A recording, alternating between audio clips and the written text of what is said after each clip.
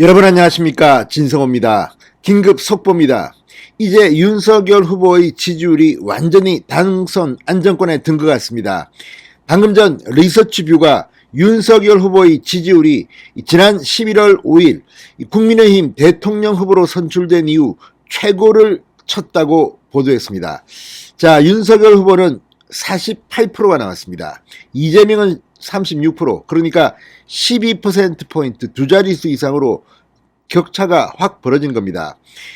반면 안철수 국민의당 후보는 8%, 점점 더 이제 시야에서 사라져가는 것은 아닌가 싶습니다. 한때 17%까지 쳤던 안철수의 지지율이 윤석열 후보의 지지율이 올라가면서 지금 꺼지고 있는 중입니다.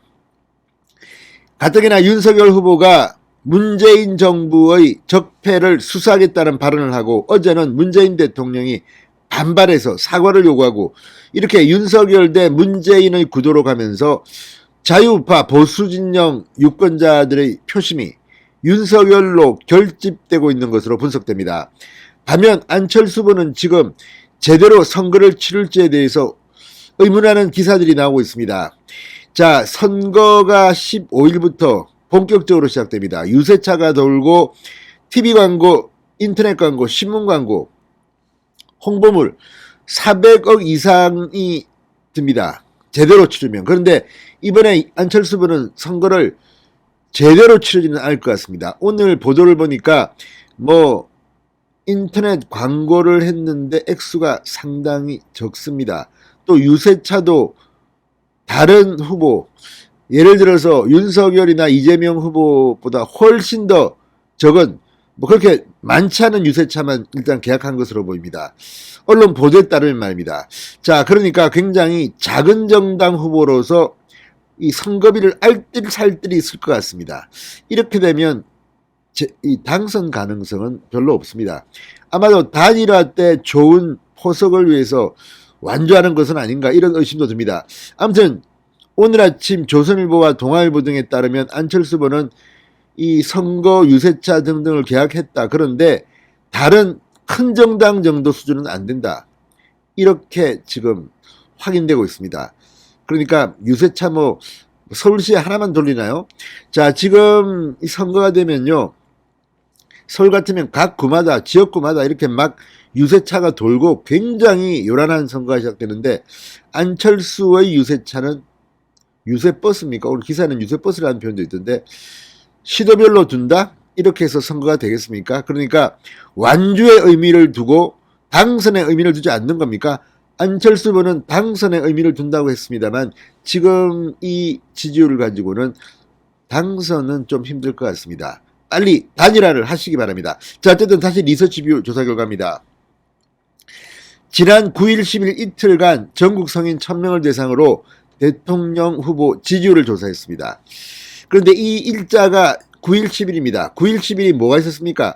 9일날 이재명 후보 부인 김혜경 씨의 사과 기자회견이 있었습니다.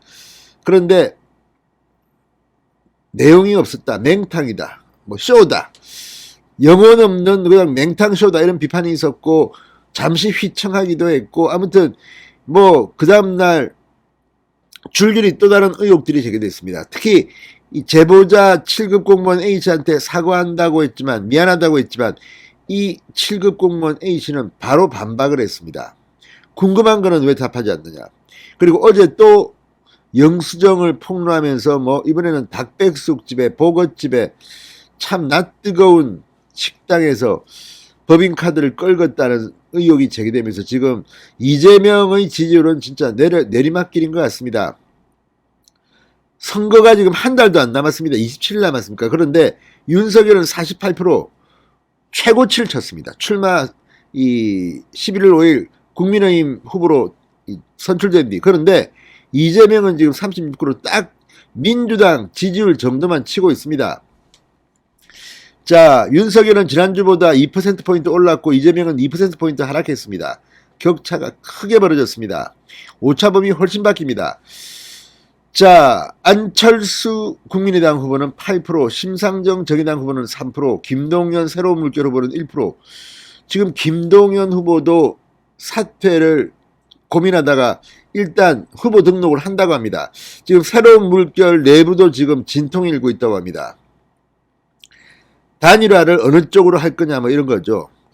자, 그리고 김동연 후보 진지하게 사퇴를 검토했다가 이 일정도 없애고 회의만 거듭하다가 후보 등록을 하기로 했다고 합니다. 유세차도 뭐 아주 적게, 돈은 선거 비용은 아주 적게 쓴답니다. 그러니까 당선을 위해서 뛰는 것 같지는 않습니다. 자기의 어떤 이야기. 안철수 후보도 지금 그런 게 아닌가 싶고. 자, 심상정, 유승민. 지난 대선 때 작은 정당 후보들은 40억 내지 50억을 썼습니다.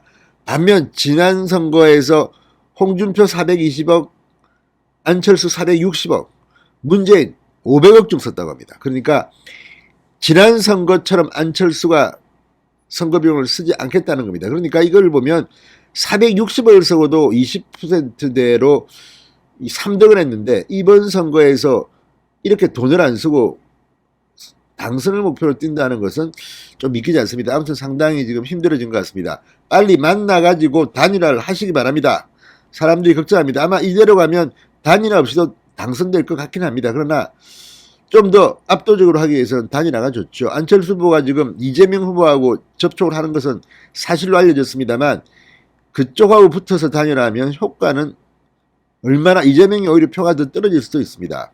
중도층이 등을 돌리기 때문입니다. 안철수 후보는 정권 교체를 이야기했고 문재인 심판 이런 취지의 발언들을 하지 않았습니까? 그런데 갑자기 그쪽으로 붙어버리면 또 이게 뭐가 됩니까?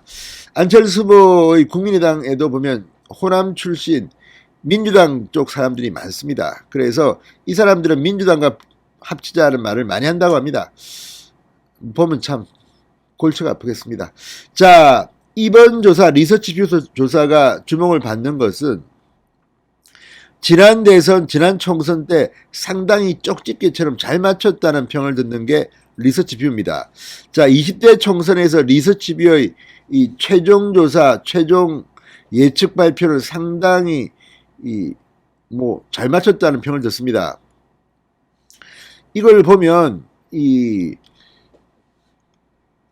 리서치뷰의 이번 조사 결과와 흡사하게 나올 거 아닙니까? 그러니까 지난 2016년 4월 13일 20대 총선에서는 거의 가장 정확하게 쪽집게처럼 맞췄다는 평을 듣고 있고 19대 대통령 선거에서도 문재인 44, 홍준표 22, 안철수 18, 유승민 6, 심상정 6 이렇게 예측을 했는데 결과는 문재인 41, 홍준표 24, 안철수 21, 유승민 6, 심상정 6. 유승민 6.8이니까 뭐 6보다 높겠죠. 자, 그러니까 상당히 근접해서 맞췄습니다. 21대 총선 때도 리서치뷰 조사는 민주당 계열 173석, 미래통합당 계열 110석을 이야기했는데 실제 민주당 계열 180석, 미래통합당 계열 103석 이렇게 나왔습니다. 이걸 보면 상당히 쪽집게입니다. 이런 쪽집게 조사. 지난 오세훈 박형준 선거 때도 오세훈 55.7, 박영선 37.5 했는데 실제는 57.5, 39.17 유사합니다. 박형준은 60.1, 김영춘은 34.8 했는데 실제 결과는 62.67 박형준, 김영춘 34.42 흡사합니다. 자, 이 리서치뷰 조사입니다. 이게 지금 국민의힘 후보 선출 후 최고 수치를 친 겁니다. 48%입니다. 진성호의 직설이었습니다. 여러분 감사합니다.